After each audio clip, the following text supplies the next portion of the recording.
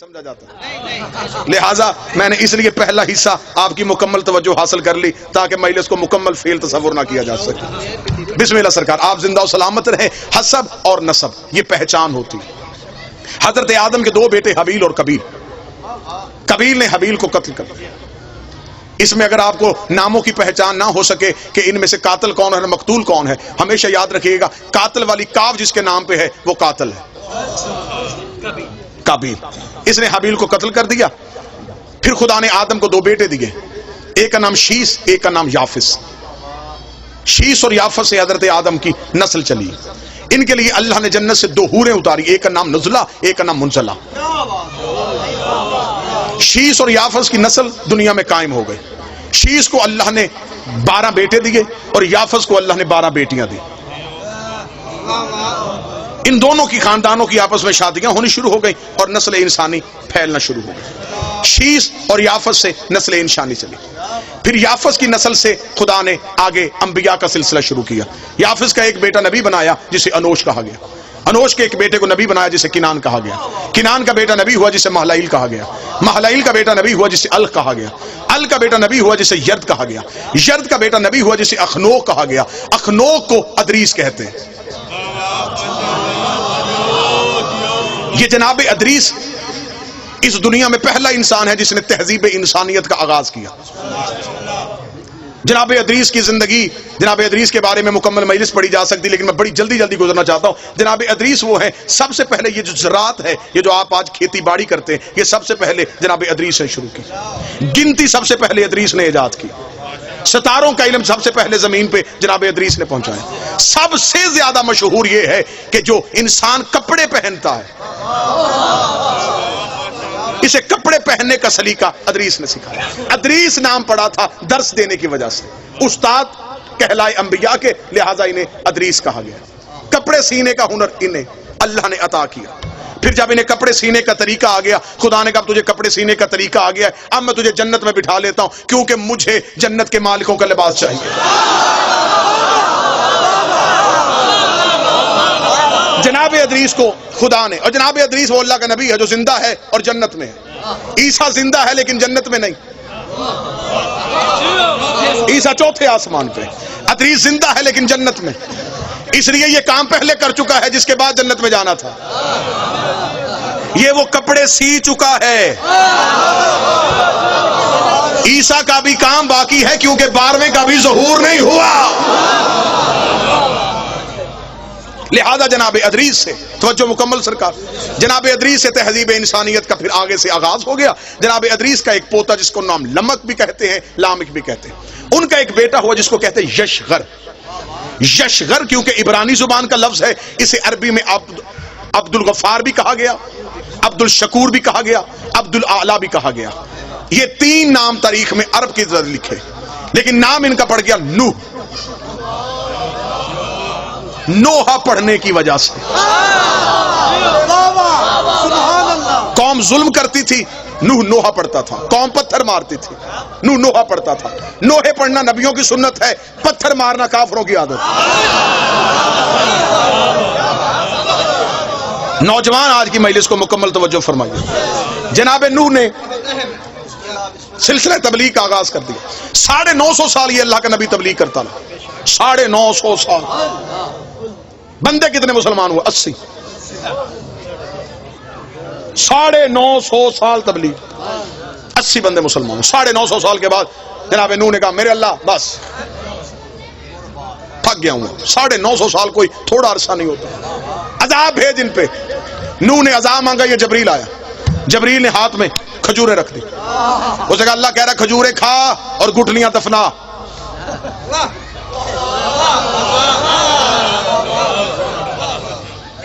اب دیکھیں حد ہو گئی، مانگا اس نے عذاب تھا۔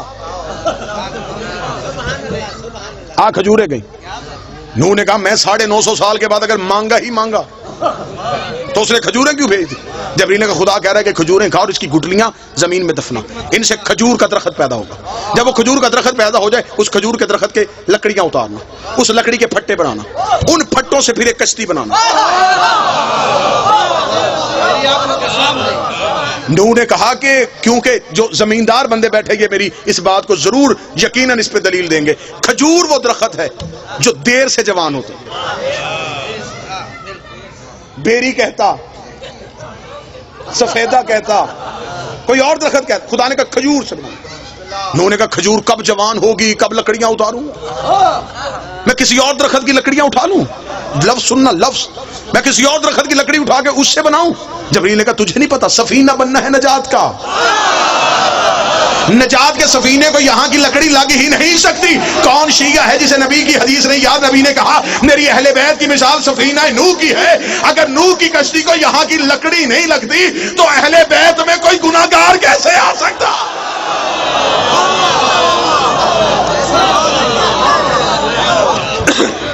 جناب نوح نے، میں خیر پورا واقعہ میں ایک سارے قصے چھوڑ رہا ہوں، جناب نوح نے سفینہ تیار کر لیا، سفینہ تیار کر کے جناب نوح نے بٹھایا سب کو، جو 80 لوگ تھے انہیں بٹھا لیا، بیٹا چھوڑ کے چلا گیا کنعان، ڈوب گیا، بیوی غرق تھی، نبی کی بیوی ماری گئی،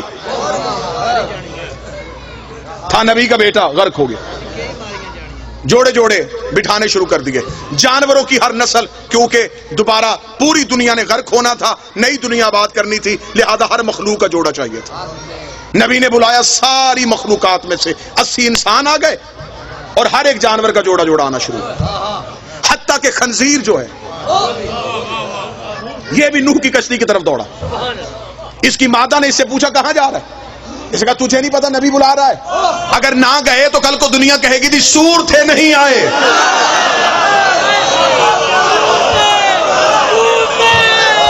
کوئی بندہ تو ہوگا جو صدر کی قدر کرے گا۔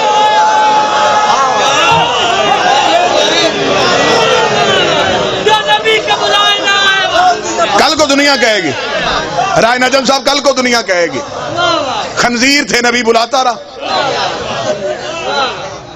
نہیں ہے، لہذا ہمیں جانا پڑے گا۔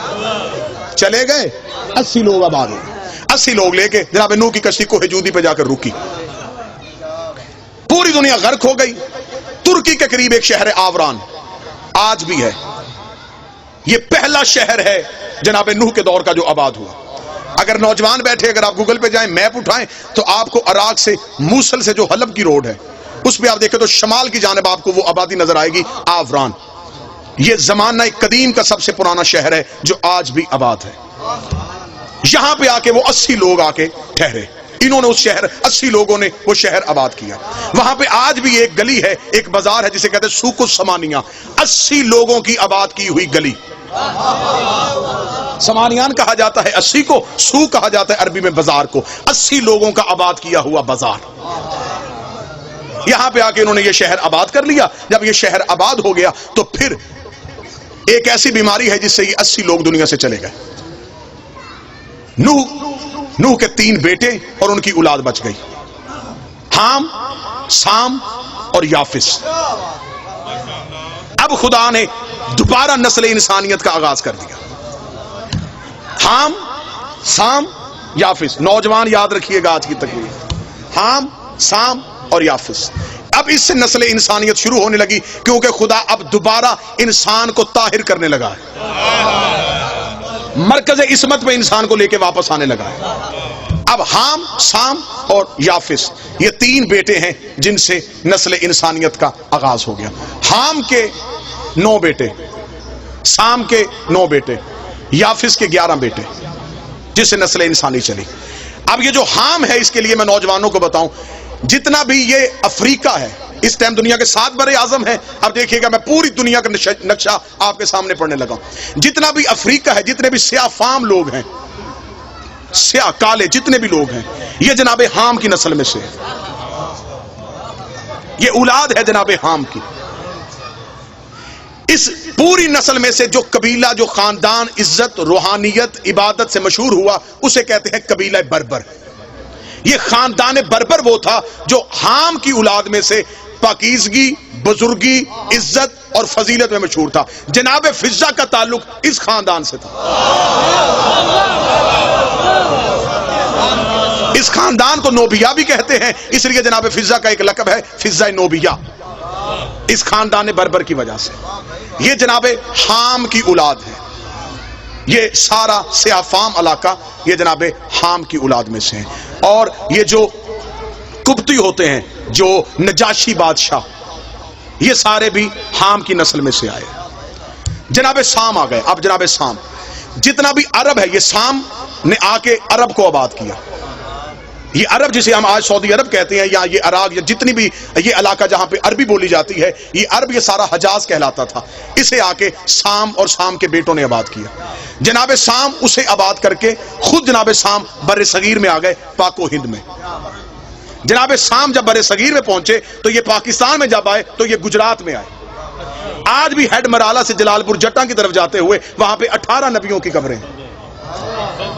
آپ کو پورے پاکستان میں اکثر جگہوں پہ قبریں ملے گی جسے ہمارے لوگ زمانے کے لوگ کہتے ہیں 9 گزے، انہیں پیر سمجھا جاتا ہے، یہ جناب سام کی اولاد میں سے۔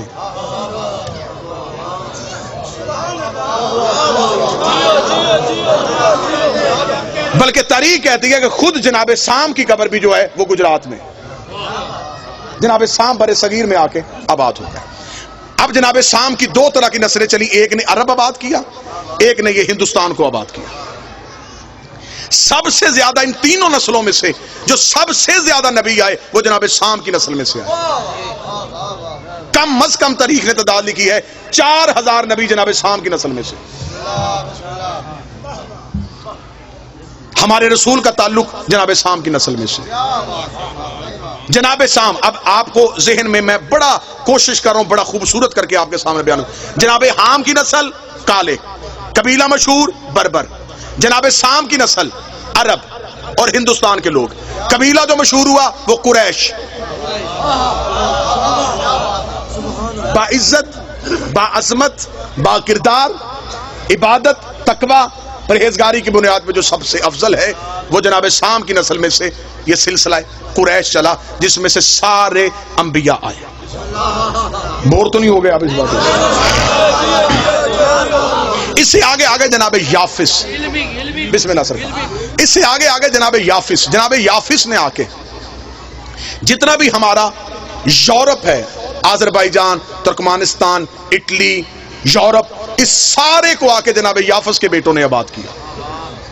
یہاں پہ سلسلہ چلا جناب یافس کا۔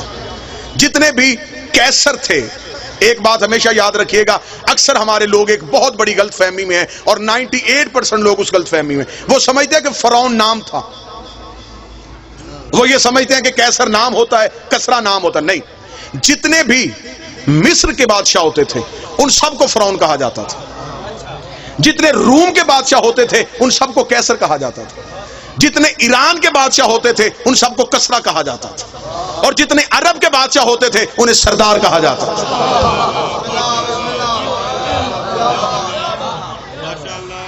پھر ایک چوتھی نسل چلی، ان تینوں نسلوں کے امتزاج سے ایک چوتھی نسل قائم ہوئی جسے آریہ کہا جاتا ہے۔ اگر آپ نوجوان جائیں گے انٹرنیٹ پہ، آپ جا کے سرچ کریں گے تو مہابھارت، برہمن جو ہندو مذہب میں ہے، جو ہندو مذہب کا سب سے برگزیدہ خاندان ہے، اس کا تعلق بھی آریہ نسل کے ساتھ ہے۔ یہ 4 نسلیں آباد ہو گئی، حام، سام اور پھر آریائی نسل۔ جناب یافس کو چھوڑ کے حام، سام اور آریہ۔ جناب یافس پہ پھر گفتگو، کل کی گفتگو پہ میں جناب یافس پہ بول دوں گا۔ اب ہمارے جو 5 امام ہیں ان کی مائیں سامی النسل ہیں۔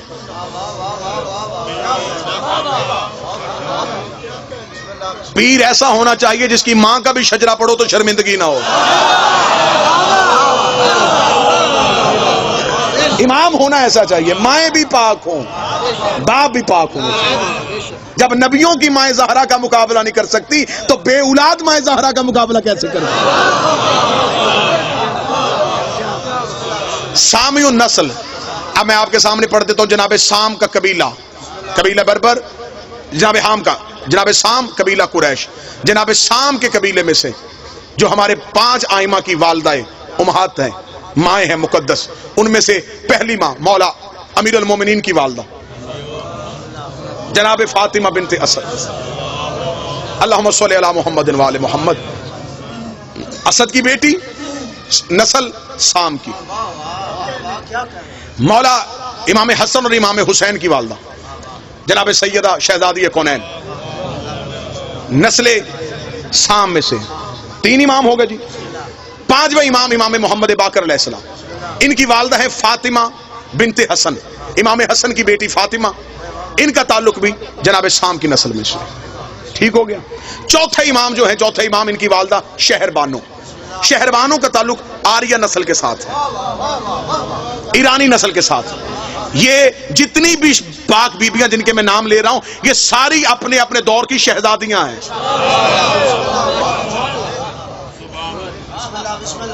5 इमाम जिनकी माएं सामियु नस्ल में से, 3 इमाम वो हैं जिनकी माएं हामियु नस्ल में से। जनाब इमाम मूसा काज़म अलैहिस्सलाम, अल्लाहुम्मा सल्ली अला मुहम्मद व आले मुहम्मद, उनकी वालदा हमीदा खतून। इमाम मोहम्मद तकी उनकी वालदा समाना खतून। इमाम अली नकी उनकी वालदा सबीका खतून। ये 3 माएं वो हैं जिनका ताल्लुक जो है वो हामियु नस्ल के साथ है। फिर आगे 3 माएं हैं जिनका ताल्लुक आर्याई नस्ल के साथ है।